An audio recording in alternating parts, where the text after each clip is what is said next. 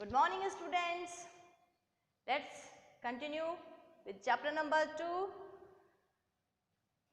acids, bases and salts.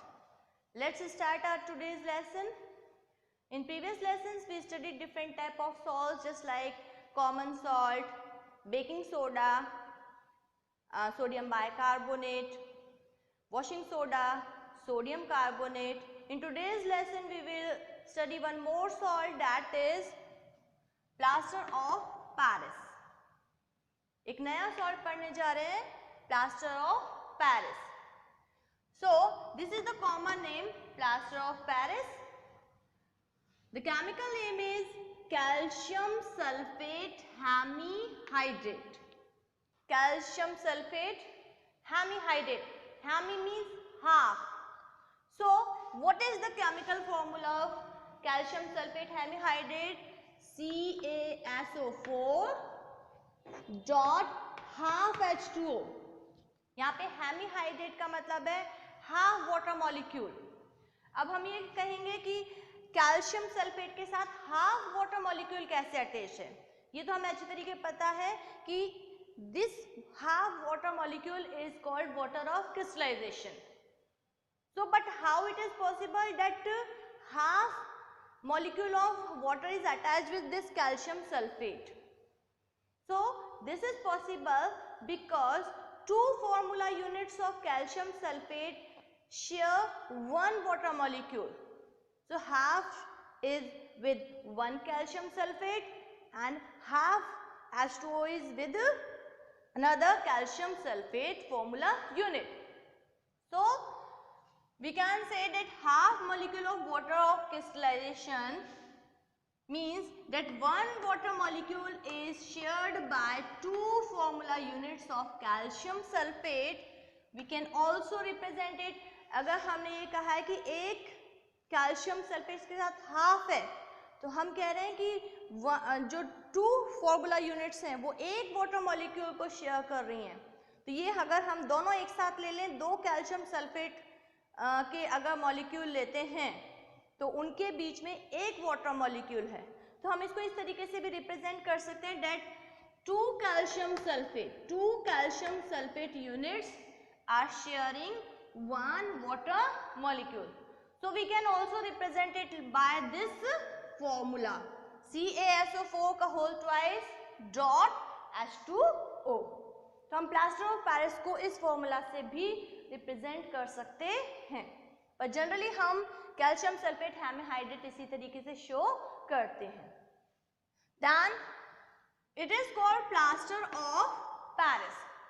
इसको हम plaster of Paris क्यों कहते हैं? What is the reason? Because it is formed by gypsum which was found in Paris. सबसे पहले इसको पेरिस में जिप्सम से बनाया गया था. That's why it is called plaster of Paris. Next आता है इसका preparation of plaster of Paris, कि किस तरीके से plaster of Paris को बनाया जाता है, यानी कि कैल्शियम सल्फेट हेमीहाइड्रेट को मैन्युफैक्चर किया जाता है. इसके लिए हम यूज करते हैं जिप्सम. जिप्सम का फॉर्मूला होता है कैल्शियम सल्फेट डाइहाइड्रेट, यानी कि अगर कैल्शियम सल्फेट के साथ टू वाटर मॉलिक्यूल्स H2O के अटैच हैं, two water molecules of crystallisation हैं, then it is called gypsum. For example calcium sulphate dot we represented 2H2O. Calcium sulphate के साथ जब two water molecules of crystallisation के होते हैं तब हम इसको कहते हैं जिप्सम. इस जिप्सम को अगर हम 100 डिग्री एक कंट्रोल टेम्परेचर 100 डिग्री सेल्सियस यानी कि 373 केल्विन पर अगर हम हीट करते हैं तो इसमें से 1.5 वाटर मॉलिक्यूल्स रिमूव हो जाते हैं and the half molecules remains with the calcium sulphate. So it forms calcium sulphate hemihydrate. So we can represent this equation like this that calcium sulphate dihydrate that is called gypsum. Gypsum को हम क्या बोलेंगे? Calcium sulphate dihydrate is heated at a fixed temperature that is 100 degrees Celsius or 373 Kelvin. The 1.5 water molecules are removed and remains calcium sulfate hemihydrate, that is also called POP. Now we are heating this gypsum at a fixed temperature. If we rise the temperature, अगर ये temperature 100 degree Celsius नहीं है, if we are heating this gypsum beyond 100 degree Celsius, the whole water molecules, all the water molecules means the 2 water molecules will be removed and only the calcium sulfate is remained. अगर हमने इसको 100 degree Celsius से ज़्यादा पे heat कर दिया तो पूरे water molecules 2 water molecules remove हो जाएंगे और सिर्फ बच जाएगा कैल्शियम सल्फेट, जिसको कहते हैं एनहाइड्रस कैल्शियम सल्फेट, जिसको हम और किस नाम से जानते हैं, डैड बर्न्ड प्लास्टर। इस एनहाइड्रस कैल्शियम सल्फेट को हम डैड बर्न्ड प्लास्टर के नाम से भी जानते हैं। अगर हमें प्लास्टर ऑफ पेरिस बनाना है तो हमें जिप्सम को एक कंट्रोल टेम्परेचर 373 केल्विन पर ही हीट करना है, और अगर हमने इसको अबव 100 डिग्री सेल्सियस यानी कि 373 केल्विन पे हीट किया तो पूरे 2 वाटर मॉलिक्यूल्स रिमूव हो जाएंगे और सिर्फ बच जाएगा एनहाइड्रस कैल्शियम सल्फेट, जिसको हम डैड बर्न प्लास्टर कहते हैं। अब हम देखते हैं what are the properties of this plaster of Paris.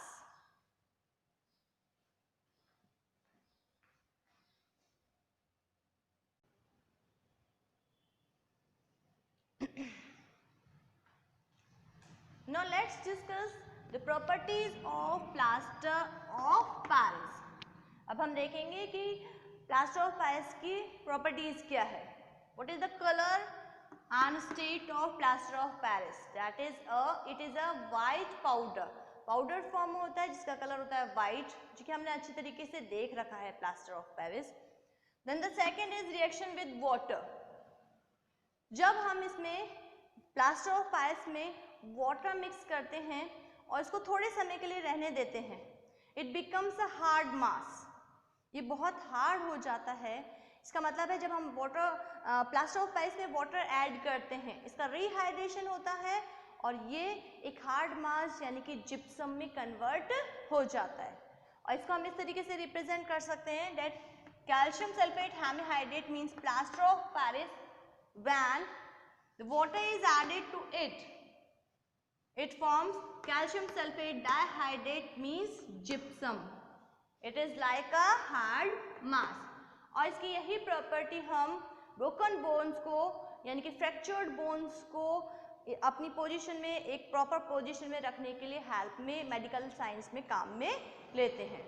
तो ये है इसीलिए इसी वजह से कि अगर हम प्लास्टर ऑफ पेरिस में वाटर ऐड कर देते हैं तो जिप्सम में कन्वर्ट हो जाता है, जो कि एक हार्ड मास है।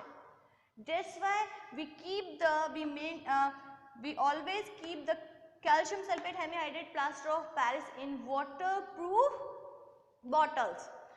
अगर ये मॉइस्चर के या वाटर के कांटेक्ट में आ जाता है तो it will convert into gypsum which is a hard mass. अगर इसमें थोड़ा सा भी वाटर इसको मिल जाता है तो ये हार्ड मास में कन्वर्ट हो जाता है। That's why we always keep away it from moisture or we keep them in waterproof containers. Now what are the uses of plaster of Paris? So as we know that when the water is mixed in the plaster of Paris, it becomes a hard mass of gypsum.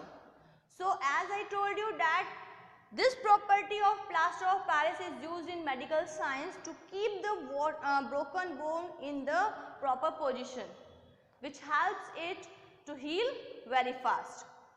Broken bone को के ऊपर हम plaster चढ़वाते हैं ताकि वो उतनी ही position में रहे, जो भी बोन है वो प्रॉपर पोजीशन में रहे और जल्दी रिकवर हो सके।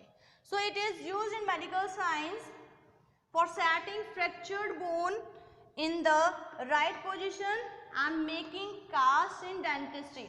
इसके अलावा डेंटिस्ट जब हमारे दांतों को बनाने के लिए उसकी इमेज लेना चाहते हैं, उसके लिए भी उसकी कास्ट बनाने के लिए भी डेंटिस्ट इसको यूज करते हैं। Second use is making toys बहुत सारी चीज़ें बनाई जाती हैं, इसकी टॉयज़ बनाए जाते हैं, स्टैचूज बनाए जाते हैं, डेकोरेटिव आइटम्स बनाए जाते हैं, फ्लावर पॉट्स बनाए जाते हैं, शो केसेस बनाए जाते हैं, शो पीसेस बनाए जाते हैं।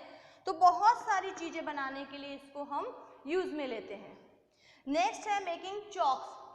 जो हम चॉक्स यूज करते हैं, it is also made up of plaster of Paris. Next is in making the surfaces smooth. हमने देखा होगा कि हमारे घर में जब हमारा मकान बनता है तो उसकी जो वॉल्स होती हैं वो बहुत रफ होती हैं। तो बिफोर पेंटिंग, जब हम उनको पेंट करवाते हैं उससे पहले हम उस पर एक प्लास्टर ऑफ पेरिस की लेयर चढ़वाते हैं टू मेक दैम स्मूथ, ताकि जो सरफेसेस हैं वो कैसे हो जाए, स्मूथ हो जाए। लास्ट है in making fire proof materials. कई फायर प्रूफ मटीरियल्स को बनाने के लिए भी हम पीओपी का यूज करते हैं। So it is all about the plaster of Paris, how it is manufacture, what are its properties and what are its uses. तो इनको हम अच्छी तरह से देखेंगे। इनसे रिलेटेड जितने भी क्वेश्चंस हो सकते हैं वो हमें आने चाहिए। इनसे रिलेटेड जो इक्वेशंस हैं, रिएक्शंस हैं, वो भी हमें पता होनी चाहिए। That's all for the day. Thank you.